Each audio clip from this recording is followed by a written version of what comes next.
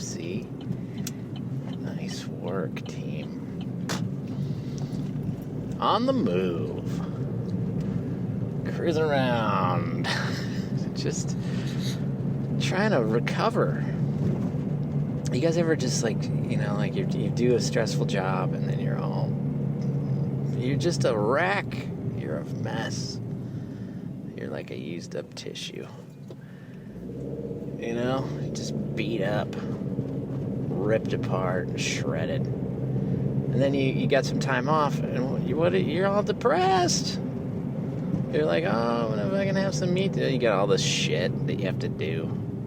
Run around. You're like, oh, I neglected my whole house and my bills and my car. Fucking needs a thing, and I gotta do this, I gotta do that. You know? All this shit stacks up on you that you just put on the shelf. You're like, fuck it, dude. This job's too important. I'm making money. Who cares about my knee and my ankle and my gout and my, you know, I'm gonna neglect my body. I'm gonna neglect my car's gonna be so gross. I love people that have messy cars. I feel like messy cars equal creative people. Like if you gotta get into a clean car, that person's got issues. You know what I mean? Just total, like, putting all the energy in the wrong obsessive places. Fuck the car. Cars are just point A to point B.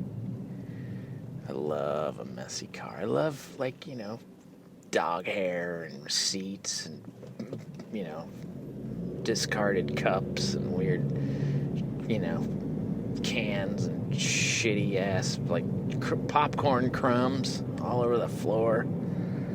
You know? Back in the day, back in the 70s, when I was a kid,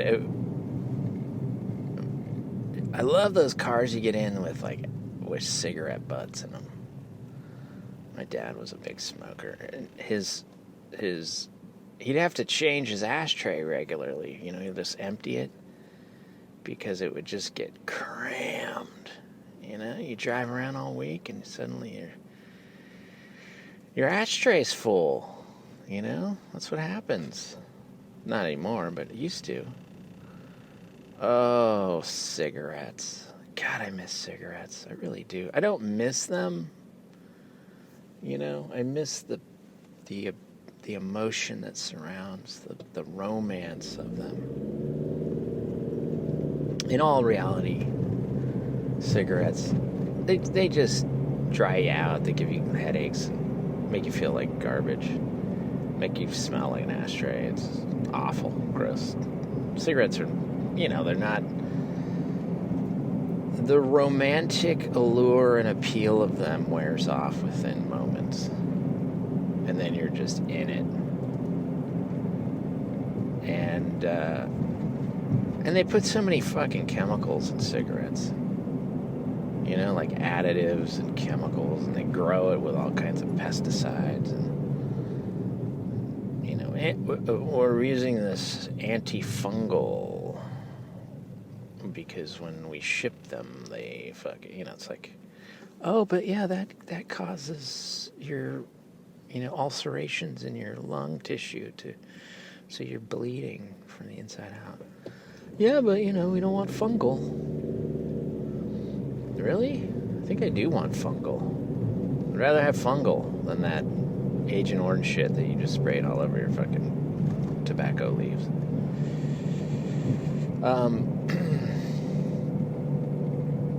But anyway, you know, you recover from these gigs. And it takes me a few days. I just got off a job where I was working night shifts for like a month.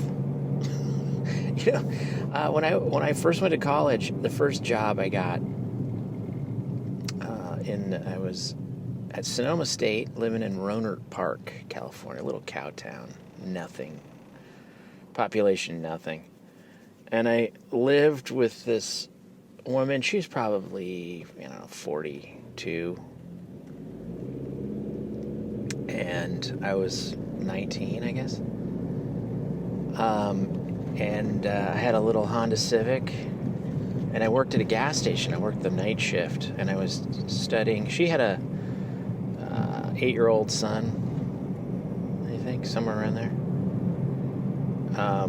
She was a single mom raising this kid, and she rented out a room in her house. And I think she immediately regretted renting a room to me, because I was working all night long and then going into school and then doing drugs with friends.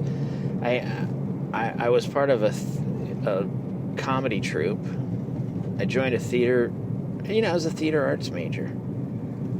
I joined an improv comedy troupe that toured. I studied theater, painting, and sculpture. I thought of myself as quite the artiste. I was a moody, I was always having these existential kind of bouts with depression. Essentially what I was having was like a coming down off acid type of, and being hungover. That's what I was suffering from. But to me, it was like, oh, life is so difficult. And partially, I was like, okay, life is difficult because you're working the night shift, you asshole. I would leave. Oh, shit. I turned the wrong way like a dick. Wrapped up like a douche, and now something in the right. Blinded by the light. Ding, ding, ding, ding, ding, ding.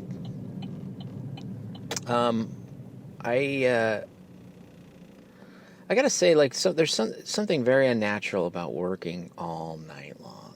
I worked at a Chevron station in Santa Rosa. So I commuted from Roanoke Park to Santa Rosa, and then I worked at this gas station. And I was just the cigarette jerk. I just rung people up for gas. I had an inch-thick bulletproof window.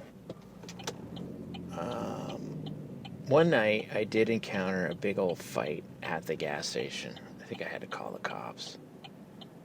It got a little gnarly here and there. Nothing major, but it was like people that are up at 3 a.m. getting gas sometimes get into it with other people that are up that late getting gas.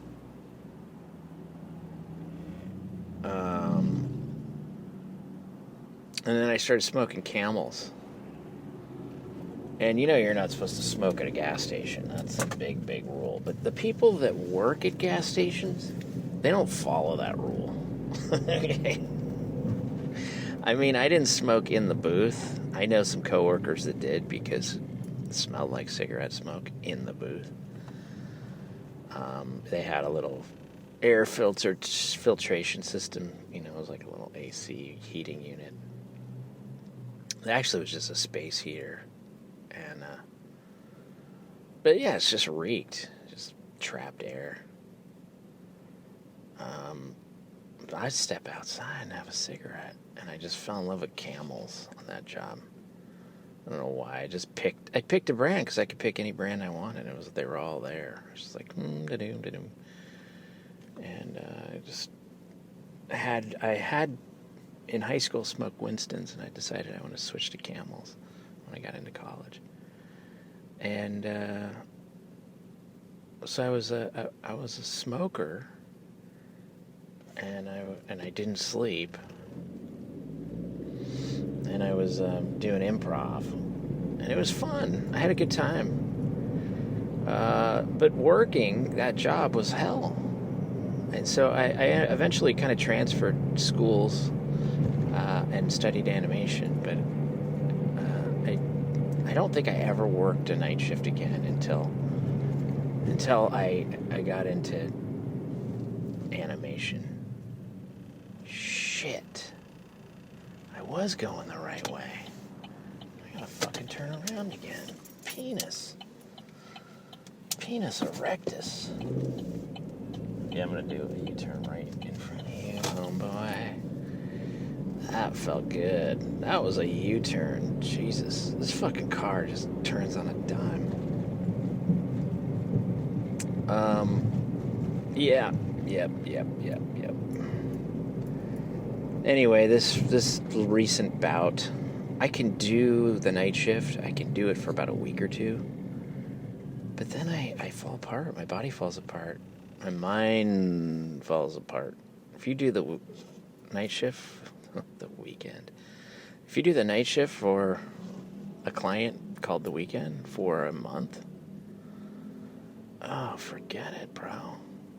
Toasty woasty, you are cooked. Flip that tater over, you're good.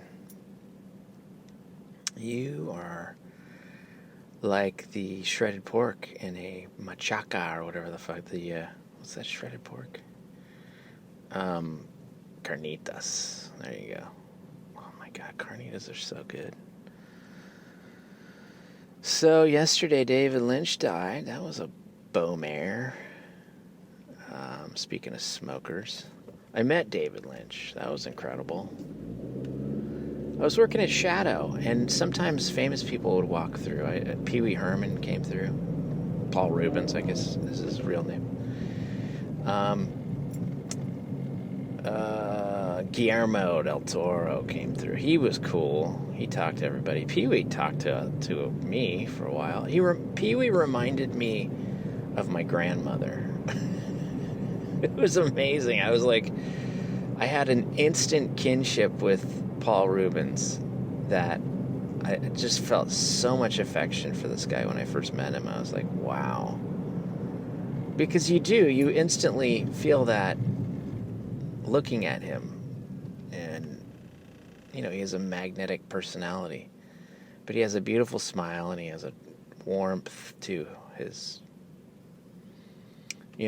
his presence. And Guillermo was dope. But anyway, David Lynch walks in one day, and I popped my head out. I had heard that he was potentially going to come, and I popped my head out on my stage. I was working on some robot chicken bullshit, and he was walking toward us because he had a meeting. I think he wanted to get into animation. He wanted to meet with the Shadow Machine, Alex and Corey. And they walked him around the stages and introduced him to some people. And I was lucky enough to be on that little tour route. And he came onto my stage and he was like, oh, so what are you doing? And I was like, oh, use this piece of software. We toggle here and play a little movie. I'm working on some stop motion. That's fucking cool. That was the first thing he said. That's fucking cool. That's fucking cool.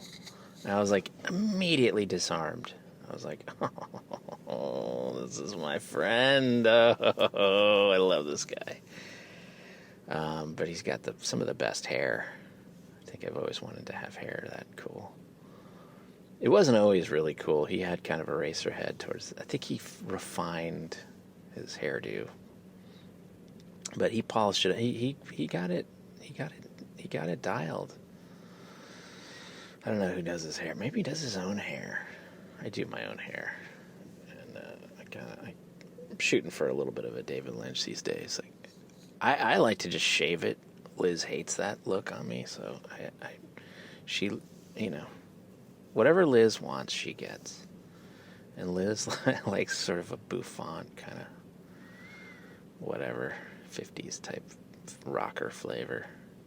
I call it the Smiths do.